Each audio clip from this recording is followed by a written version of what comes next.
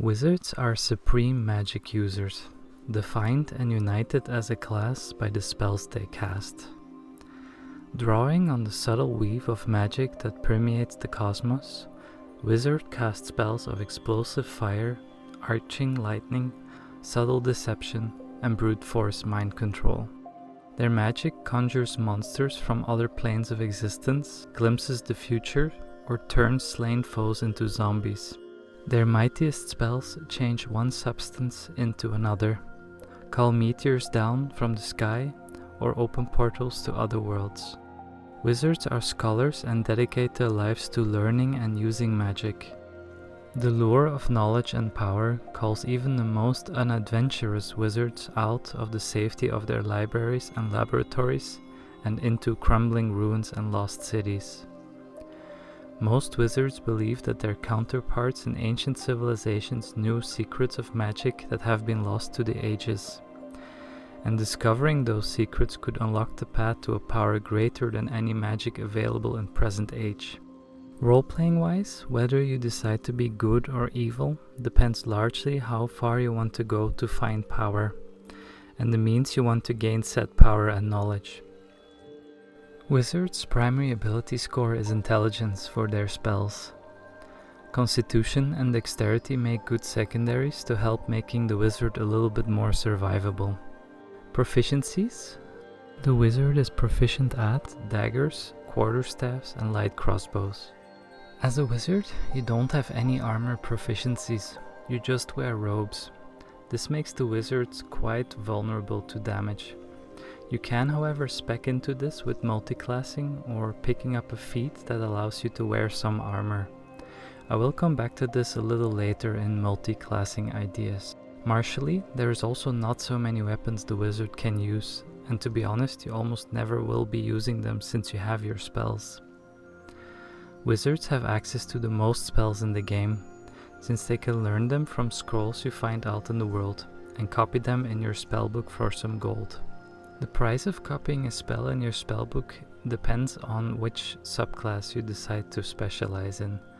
They have spells for almost everything, from utility like Arcane Lock to very destructive combat spells like Fireball. Wizards can prepare spells between combat encounters and just swap them out to what the situation needs at that moment. This is where knowledge of the game and creatures comes in handy prior to engagement, and not unlike a wizard to have knowledge in such things in their scholarly ways. The wizard has 8 subclasses, each subclass representing a different school of magic. I will give a brief overview here and the major benefits to each subclass. We have Abjuration, Evocation, Necromancy, Conjuration, Enchantment, Divination, Illusion, and Transmutation. Let's first look at Abjuration.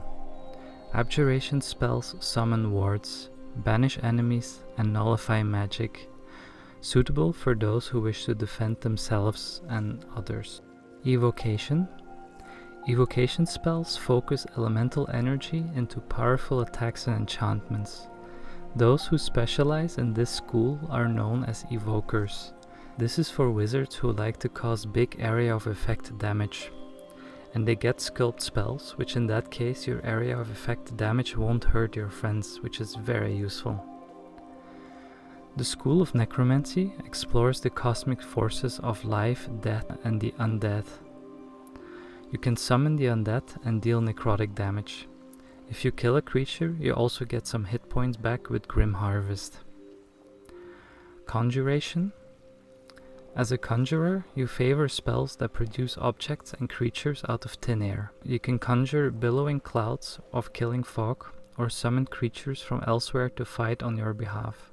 As your mastery grows, you learn spells of transportation and can teleport yourselves across vast distances, even to other planes of existence, in an instant. Enchantment. As a member of the School of Enchantment, you have honed your ability to magically entrance and beguile other people and monsters and bend their will. Divination. You peer through time itself and can sculpt the future. At level 2, Divination Wizards will unlock a new feature called Portent Dice. Put simply, whenever you take a long rest, you roll 2 d20s. Once you wake up, you will get 2 values from each d20. These are your portent dice rolls. Now, at any time during the day, you can use either of your portent dice rolls to replace the outcome of an attack roll or saving throw of a nearby ally or enemy. Illusion? You focus your studies on magic that dazzles the senses, befuddles the mind, and tricks even the wisest folk. You can cast Minor Illusion as a bonus action. You can remain hidden while casting this spell. The spell can be cast while you're silenced as well. You will also be able to see invisible creatures and reveal them to others. And lastly, Transmutation. You're a student of spells that modify energy and matter. If you like alchemy, you get 2 alchemical solutions instead of 1 when combining extracts. You will be able to change into a blue jay at level 10 with Shape Changer. Multiclassing? Wizards are actually very effective, taking all 12 levels in their own class. Although it can still be fun to play around with dipping into other classes, especially in function of adding some survivability to your wizard due to their squishy nature. The problem with multiclassing a wizard is the fact that they rely heavily on high intelligence, and them being glass cannons. They don't lend themselves to be in melee, so they don't pair so well with the martial classes. Also, multiclassing with other full spellcasters would delay them from reaching higher level spells within their class and unlocking their full potential. It's certainly a trade-off to consider. But some multiclassing ideas are the Wizard Paladin, for example. Starting off with levels in Paladin gives heavy armor, which is significant armor class bonus for the armorless wizard. The wizard's high number of spell slots can fuel many more divine smites than a regular paladin gets access to. The wizard rogue, there is an entire rogue subclass dedicated to this subclass idea, which is basically an arcane trickster, really. So there's definitely some merit to this combination. The reverse works too, for the wizard to dip into rogue to benefit from the rogue's out of combat abilities. The wizard fighter, that's just 2 level dip to get action search, which grants your wizard an extra action.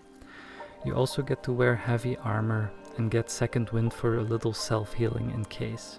So, what is it like to play a wizard? Casting spells is great fun and infinitely versatile because you can learn such an enormous amount of spells that deal great damage to large groups of enemies. Evocation is really powerful for this and has been my go-to subclass for the wizard. Especially when your area of effect damage no longer hurts your allies, it gets really useful. The limiting factor for the wizard is oftentimes its spell slots. You will run out of them fairly quickly. You do have Arcane Recovery, which helps you replenish spell slots while out of combat, but even that only helps you just a little bit further.